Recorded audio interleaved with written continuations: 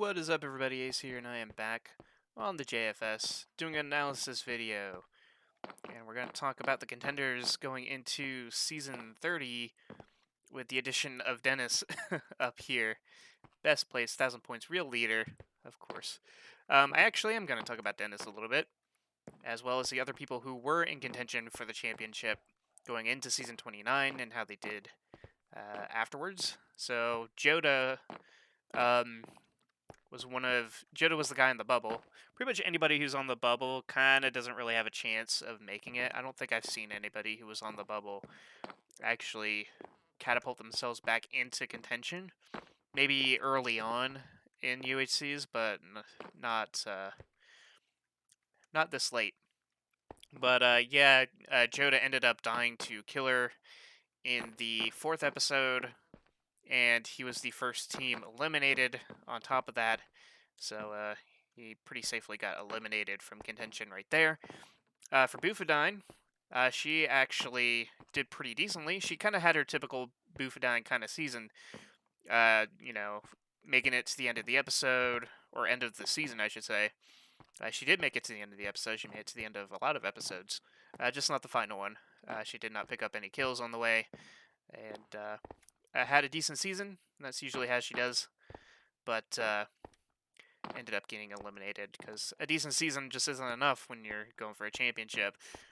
And then Panda, I think Panda put in the best effort out of everybody chasing Killer, because he picked up 2 kills. He got Iron Man. He was in the final episode. Yeah, it lasted a lot of people, but could not get past Killer. I think Killer was the one who killed him, so that ended his chances right there. Just not enough. He had a really good season, just not an insane season that would have put him in contention. And that kind of leaves 4 of us who are still mathematically eligible for the championship, and one of them is Dennis. He is 47 points back, so he's what we call in hockey a bubble out player, which means he technically, in this case, it means he's technically eligible for the championship, but he's kind of on the outside looking in. Bubble out in hockey terms really means that you have a chance of making the playoffs, but you're probably more likely to not make it. You're going to compete for it, but not make it in. And I think Dennis can put up a pretty good fight for Season 30, but I think he's just too far out of contention to make it to the championships. The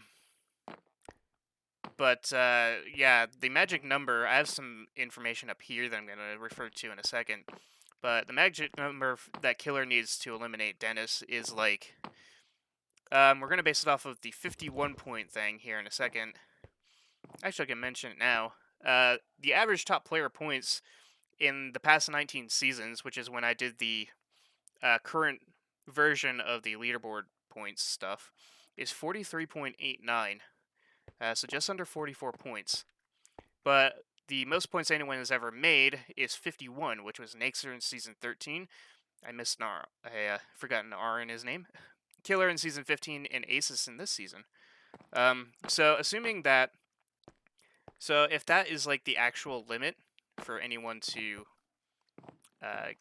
if that's the actual limit of points, then Killer would need like 3 or 4 points to eliminate Dennis, and you automatically get 2 points for showing up, because if you finish in last place as an individual and your team also is the first team eliminated, which means they finish last place as a team, then you get 1 point for each of those, and thus you can have a minimum of 2 points if your team gets eliminated in the first episode, because the only place that you can get 0 points for is dying in the first episode.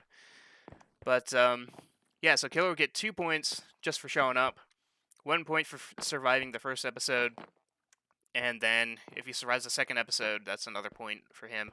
Or if somebody dies in the second episode, then Dennis gets eliminated, because Killer would earn that final point.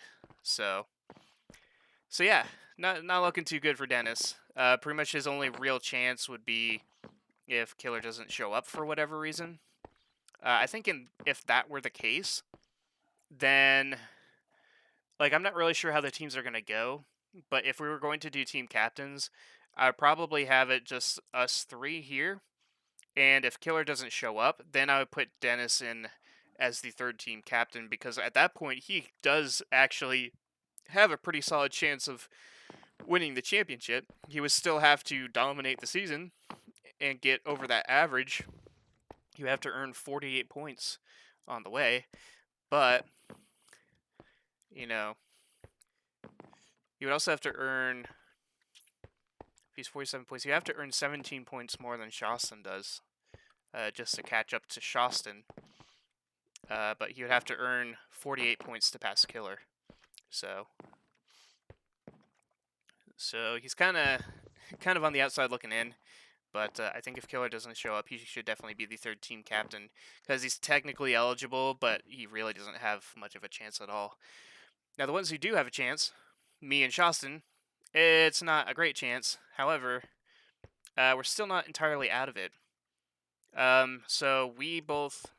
So for Dennis, his performance in the season, he blew up to a creeper in the third episode. That was pretty much his season. For Shoston and I, we were teammates, and our battle against Cookie and Canuck is probably going to be the moment that we lost the championship if we do. I think that moment, if we could have killed them before they ate the notch apple, or even if we could have killed them at all, then that would be, two players that Killer wouldn't kill. I don't think he killed both of them, but I think he killed Canuck, but it definitely would have tightened things up. And if we did get that notch apple, then we would have had a pretty solid chance at winning. And whichever of us ate that notch apple would have gotten an extra 5 bonus points. So the two of us would be really close, and that would have been extremely exciting going into season 30. But alas, I am 32 points back. Shoston's 30 points back. We have a pretty similar season compared to each other. 1 win versus 2, 10 kills versus 9. 1 first kill, 1 most kill, 1 notch apple found. 2 first kills, 1 most kill, 1 notch apple eaten. He actually ate the notch apple that I found. I have a 3.33 average finish. He has a 3.66. So he's a little bit behind me on the average finish, but he makes up for it in the 2 first kills versus my 1, and the 2 wins versus my 1. So we're pretty even, which makes sense that we're just 2 points away from each other. But yeah, we are 30 and 32 points behind the biggest killer, who has 2 wins, 21 kills, and that really does it for him. 2 most kills, 1 first kill, 1 Iron Man, 1 notch apple found and eaten. This is just during Series 3, by the way. Average finish of 2.33, and that does include the free-for-all UHCs. So he definitely has put himself in a comfortable lead. But that's kind of the problem for him, is that he has a comfortable lead, not an insurmountable lead. And the thing about comfortable leads is that if you're not careful, you could ease up a little too much and let one of us or both of us catch up. So you kind of have to still play. Killer still has to play like Killer this season. He could take it easy, but it would probably be best if he doesn't, because I've had Juggernaut seasons before. Shoston could take off. You never know what would happen in season 30. As a matter of fact, the most number of points I've gotten is 49, so I'm not far off from the top number up here. And I think both of us have gotten over the 43 point average. Might have to fact check that, but I know I have 49 points. That goes way back to season 19. So I think Shawson's been close, if not have passed over that. But yeah, so this needs to be adjusted a little bit. But magic number for Killer to eliminate us, if we're basing it off of the 51 point maximum that players have gotten, the magic number is actually closer to 17 to 21 points. So that's how many points that Killer would need to earn to pretty much officially eliminate us. And it's really hard to say what the hard cap is, because the amount of points you can gain is dependent on how many players play, how many teams there are, how many episodes we play, how many kills there are, bonus points as well. Someone is guaranteed to get Iron Man, someone's guaranteed to get first kill and most kills. So there's a guaranteed 15 bonus points on the map. I'm actually going to, let's calculate this. So let's see. If we base it off of this, 18 players, 3 teams, 7 episodes. So you can get a maximum of 18 points if you are the top player, plus 3 if you are the top team, plus 7 if you make it to the end of the episode, all 7 episodes. And then there's 15 bonus points available. And if we're doing 3 teams, that means you can have up to 12 kills maximum, which would be 24 points. So there is a maximum. The maximum number of points that you could potentially get is 67. Of course, nobody's ever done that. But so if you get all 12 kills, you are the best player on the team. You get first kill, most kill, and Iron Man, and you're the top team, and you win the season. You can have an absolute maximum of 67 points. So it's actually entirely possible that we could catch up, but we would have to have an absolutely destructive season against Killer. And that Notch Apple, there's usually one around. So if we add the 10 points for the Notch Apple, 77 points is on the table. That's that's a lot. But that just goes to show that you can get a lot of points on somebody, especially with those bonuses. So there are 5 bonuses available. Iron Man first kill, most kills, Notch Apple found, Notch Apple eaten. So yeah. What other things are there? So this is something to make note of. Every kill that you get is technically worth 3 points, because you get 2 points for the kill itself and 1 point for the elimination of that player, for outliving that player. So it is 3 points in your favor for every kill you get. So yeah, there's a lot that can go on. So yeah, in order for Killer to win, if he makes it to the final episode and if he's the first to die on the final episode, he gets 6 points you get 6 points if you just make it to the final episode. So if you do nothing else, that's an absolute minimum of 6 points, and you can pretty much guarantee the killer's going to be there at the end. So the other 10 points, he would have to get at least 3 kills, and his team would have to win. You have 3 kills and survive at the end. So if he gets 3 kills and his team wins the season, which he would have to survive to the end till, then that might secure it for the 16 points. For 17 points, he would need 11. So he would have to... So basically 4 kills would pretty much do it. So 3 to 4... So like... And to get to 20... I'm just thinking about it. 3, 6, 9, 12, 15, 18, 21. You have to get 7 kills to reach 21 points. So 17 to 21 points is kind of... Yeah, 7 kills alone would get him 21 points. If he needs to get to 20, he needs 14. So he would need 5 kills if he makes it to the final episode. So 3 to 5 kills would pretty much seal the deal for him. Otherwise, we would have to get a lot to surpass him. It's not entirely out of reach if he does that. But remember, we have to do 30 to 32 more points than Killer does on Season 30 just to catch up to him. And then we need that 1 more point to pass him. And then we have to deal with each other. So it's going to be tough for us. Now, with that said, in Season 20, Killer was, I think, Killer was killed without any kills.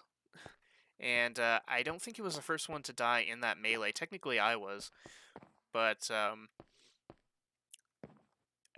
know he wasn't the last one to survive on that team. So, you know, it could end up in a similar way. I think larger teams might work against him, especially if we have two teams working against him, because that's 12 players that would be, playing against his 6. So that's 2 to 1, and that'll be pretty interesting. I'm not sure how teams are going to be divvied up. Last time we did a draft, we could do it again, but it all depends on how Shasta wants to set it up. Otherwise, it might be random. I don't think chosen teams would be great. I think it should either be a draft or random, because chosen teams is kind of first come, first serve. So Killer could just kind of call up Panda, Asus, Naxer, and Dennis, and be like, "Yeah, just join my team," and that would leave everyone else for the rest of us. Whereas with a draft, we would be able to evenly select people, and I think you would go in reverse order. That's just me. That means I get to pick first. But yeah, it'll be pretty interesting. This is this one could either be a very exciting season in terms of who wins the championship, or it's going to be a very exciting season to see who gets second place. Because while we're 30 and 32 points behind Killer, even if we don't have an insane season, then we might have a pretty intense season between the two of us. Because, like I said, we're just 2 points separating each other. And that's just like, if I kill Shawson, I draw even with him. Like, as simple as that. If I get one more kill than he does, I draw even with him. And then the tiebreaker, well, yeah, in theory, I guess. Like, I'm still thinking about it. But like, one kill is the 2 points I would need. But I guess if it's a 3-point kill, technically no, it would still mean I draw even, because because I would get the 1 point for outliving the person I kill, but Shawson also gets the 1 point for outliving that person as well. But it kind of cancels itself out more in our sense, because every point counts in a very different way. Because with Killer, he kind of just needs to reach a certain threshold of 16 to 20 or 17 to 21, and in that sense, the 3 points are important. For us, the 2 points are really more important, because the third one's going to cancel each other out, because we're so close to each other that that one extra point or so is going to be the difference between, passing someone or pulling away from them. And so between Shasta and I, like, it's going to be pretty intense as well. It will also be interesting to see the strategies that come out of this. Like, do we see another season 25 where, if I captain a team and Shasta captains the team, will we gang up on Killer's team? I honestly, I'm gonna be wide open about it. I definitely would like to try to do anything I can to keep Killer down if I'm gonna go for that championship, because even though I'm way behind, I'm not out of it yet. And at this point, I kind of have to take advantage of every single strategy I can. And I'm definitely not someone who is afraid to, use a cheeky strat to gain as many points as I can, to gain the slightest advantage. I mean, I showed that in Season 29. I did a lot of running away just so I could outlive a couple more people, and that gave me 2 more points to keep up with Killer. So, stuff like that. But who knows how this season will go. Like, you could easily manipulate these points if you play it smartly. It's going to be pretty interesting. But there's also the thing about scheduling, because I mentioned it a little bit in my recap video that season 30 is supposed to happen in June, and I'm supposed to be moving at the beginning of June. So if I move, I have to make sure I get everything set up in time, and I have to make sure that if I pick up a job, that I'm not working during that time, or that just nothing crazy happens during this moment. Um, Alternatively, if it doesn't happen, if I don't move right away, that actually will work out a little bit better because I can wait until after the UHC to move, and then I can just make use of my setup right here. But really, the main thing that I have to hope for is that I get good enough internet at wherever I move to. So hopefully, I will. Um, as for Shawson and Killer, they just got to make sure that they are able to attend, make sure that nothing crazy happens. So, and Killer can't get too comfortable. He's in a comfortable lead, but that doesn't mean he can be comfy. Because I don't know how Shawson's going to do it. I don't know if he's going to just play it like any other UHC. I don't know if he's going to focus on securing second instead of going for the win. But I know for me, because I'm in third, I kind of got nothing to lose. So I'm probably going to try to do everything I can to get as many points against Killer as I can. And if that means I gotta, I don't know, gang up on him, then I will. That's what I'll do. So, yeah, that'll do for this episode. Hope you guys have enjoyed watching, and I shall see you all next time.